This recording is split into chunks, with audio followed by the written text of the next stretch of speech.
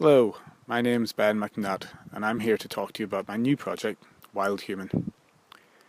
There's a lot of talk about nature deficit disorder these days. It's amazing to think that today more than half of the world's population live in cities.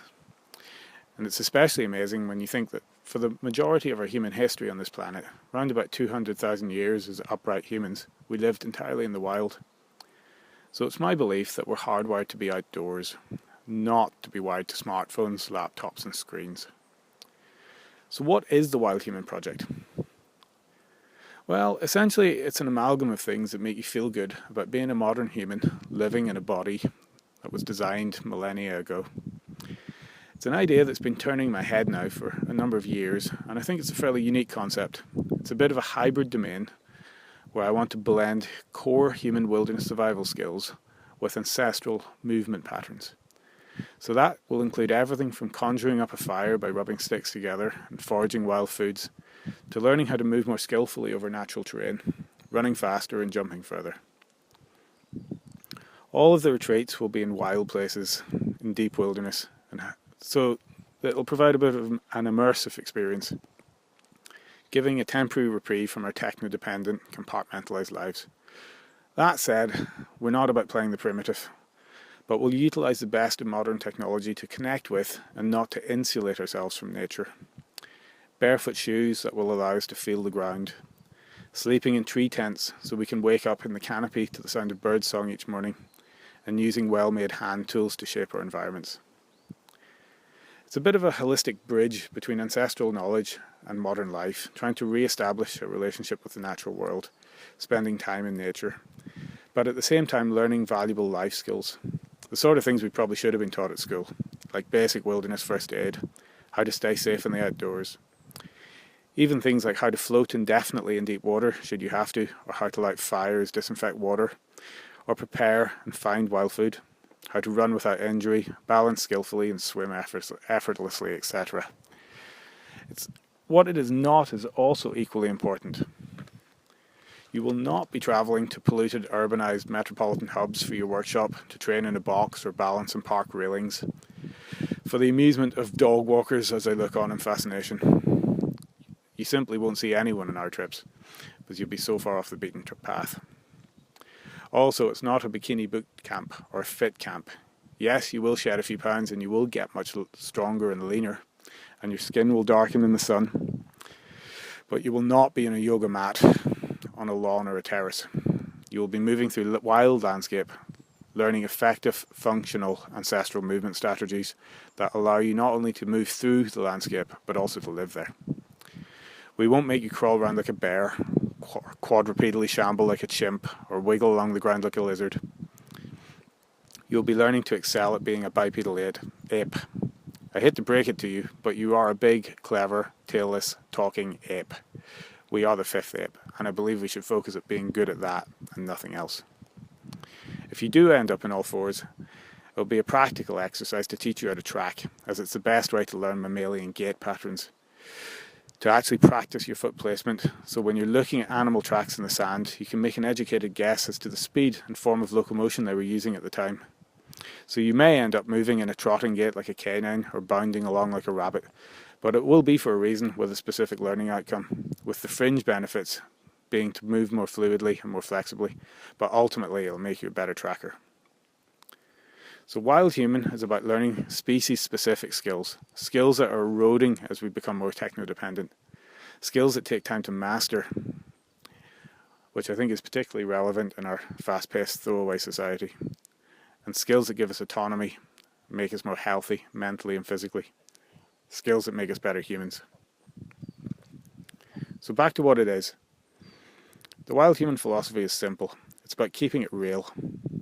Yes, we will be working in some fairly luxurious places at times. Oh, the hardship. From sleeping in aircon jungle tree houses, complete with showers and flush toilets, to rustic African eco-lodges with swimming pools, to frozen woodland log cabins with wood-fired hot tubs and hydro-powered saunas, to even in the UK staying at a nice 4-star luxury spa hotel in the Lake District. But this is because you need to be comfortable to learn skills. If we just went straight out into the bush or into the forest, you would literally spend your whole time focusing on trying to be comfortable and well fed, not on actually learning anything. But once you start to become more proficient and build confidence and become more self-reliant, then we'll push you out into the forest and into the bush and pull all the skills together. Whether it be for a couple of nights sleeping in an igloo that you've just built for yourself, or swinging from a jungle hammock, or simply just sleeping out under the African stars on a small koppie next to a well-managed campfire, you will be out there. The wild human concept is about reducing everything we do to its first principles, the inarguable, inescapable truths, which for our species, as with many others, come down to staying safe and finding food. Yes, there is all the sexy stuff too, but that's not really my department to teach you that. Things like lighting fires and using tools are pretty self-explanatory from an evolutionary context. But why do we run, climb, throw, balance, jump, swim, dive? It may seem obvious, but wild human is about contextualizing these skills for modern humans. And to my mind, essentially, the harder you boil it, it all reduces down to finding food. So where does distance running come from? After all, we are masters of endurance running. It's simply from running down prey, like the persistence hunting hypothesis, where the bushmen run down antelope in the heat of the day, combined with their awesome tracking skills. Where does sprinting come from? Why do we sprint? Well, it's to catch small game lurking in the bush, or to evade predation ourselves. Where does sport climbing come from? Well, it has its roots in our ancestors taking ridiculous risks, climbing trees or cliff faces, and that was simply to gain nutritionally dense foods that you can't get anywhere else, like birds' eggs or honey. Jumping and balancing the same. There's once thought we were the aquatic ape. During the Lacustrine period, when we lived on the shores of the Great Lakes of Africa, we started to eat protein and zinc-rich shellfish, which enabled our brains to grow and facilitated our human cunning, which allowed us in turn to make machines, simple traps, hooks, and projectiles. Even the deep squat is a comfortable resting position from which to forage plants or to prepare foods around the safety of the campfire. So in my mind, it all comes down to finding food. So ultimately, I think we should return there, and that's what we should be practicing, to make it pragmatic and real. We used to be good at these things. We were for a couple of 100,000 years, but not anymore. So wild human is about redressing this. So who's it for? Well, primarily it's for any thinking human. You don't need to be a superhuman or a wild human.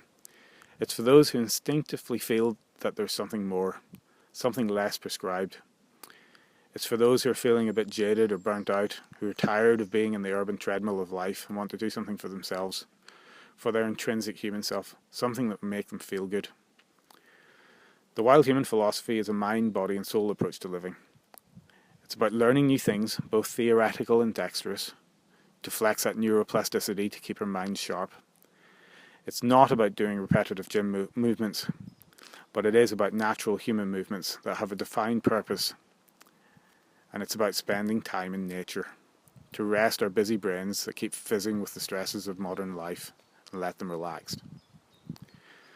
So, it's for active thinking people who want to regain their humanity. I know it sounds awfully worthy, but it's that simple. Nature is good for you. Moving is good for you. Learning new things is good for you. Deep, honest sleep is good for you. Eating nutritious food is good for you. Wild food is great for you. Seeing distant horizons is good for your eyes. Sitting around a campfire with kindred spirits is good for your soul. That essentially is wild human in a nutshell. So where is all this happening? Well, the wild human trips are planned to span all of our core biomes, from temperate and tropical to desert and subarctic. And we even have an aquatic retreat in the pipeline. So Wild Temperate will offer a menu of shorter courses based in the UK, mainly in the Lake District, with rewilding weekends which will offer taster skills in foraging, running, firelighting, canopy camping, wild swimming, tracking and cookery, and a myriad of natural movement strategies. We're also planning an advanced week-long workshop which will include more specific skill sets like axemanship, and specific weekends like a workshop orientated on water confidence and building aquatic safety for open water swimming. And there's also a coastal orientated week-long workshop in Scotland on the drawing board that will focus on foraging, paddling, snorkeling and fishing. Wild Desert will be at one of my favourite places in the world. I've been to Namibia over 10 times now, and there's a stunning location in the mountains right on the edge of the Namib Desert, and that's where we'll go to learn the art of desert travel and all its associated skills, from tracking big game to spinning up hand drill fires and looking at amazing sunsets. Wild Arctic, again, will be at one of my favourite places in Canada, staying at a stunning wilderness lodge on the edge of a frozen lake, where we'll learn about traditional winter camping and travelling techniques. From using cross-country skis every morning for a bit of physical exercise, where we'll go out tracking wolves, to setting up camps in deep snow using bare paw snowshoes, to hot temp camping using stoves where you're going to have to process lots of timber, to the dreaded going through the ice drill, but don't worry, there is a sauna and a hot tub to jump in afterwards, and sleeping out in quinsies and igloos. Wild Water is a workshop that's planned for 2018 and will be my aquatic based trip at an amazing venue in the Philippines, but I'm afraid that one's a case of watch this space. Wild Jungle, however, will be first up, and that will be the flagship retreat, and that is scheduled for the end of May next year in Borneo. It's a perfect location with white sand beaches, pristine jungle, misty mountains and crystal clear waterfalls, and a lot of wildlife. The actual venue is perfect. It's an eco-lodge on a peninsula on the South China Sea, boasting 40-foot high stilted private tree houses with an ocean view restaurant, a jungle training hall, private beach and a number of jungle trails. The days will start with jungle hikes, which will gradually increase in pace as folks acclimatise and turn into morning jungle trail runs, with a waterfall shower halfway round and a dip in the sea at the end. Then breakfast of omelettes and tropical fruits and fresh coconuts to rehydrate. Morning lessons will be about learning and refining movement skills, building strength and fluidity. And then there'll be a long siesta after lunch to snooze in your treehouse, swing in a hammock, lounge in a tree tent, read, meditate, relax, or simply sunbathe.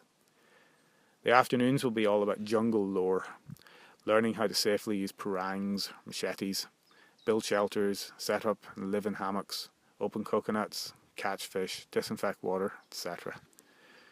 Then there'll be a short afternoon break to rehydrate, and then it will be down onto the beach for swim and surf training with lots of games. But the games will have a serious side, like learning self-rescue techniques such as drown proofing or how to help others in trouble, like help huddles and recoveries. And through those games we'll slowly build water confidence. The trip will end with us chartering a boat and dropping us off at a secluded cove, where we'll make a tough hike over a ridge through the jungle to eventually emerge on a stunning beach on the other side of the peninsula, where we'll spend the night. It will be hard, I'm not kidding you. The resort will have a beach barbie set up for us and some cool beers sat in ice for when we eventually pop out of the trees dripping in sweat. The beach is only accessible by boat, so it's completely private, and then we'll take a boat back in the morning for final showers, farewells and food. It is going to be an epic trip. It'd be great to see you there. I hope you can make it. Thanks for listening.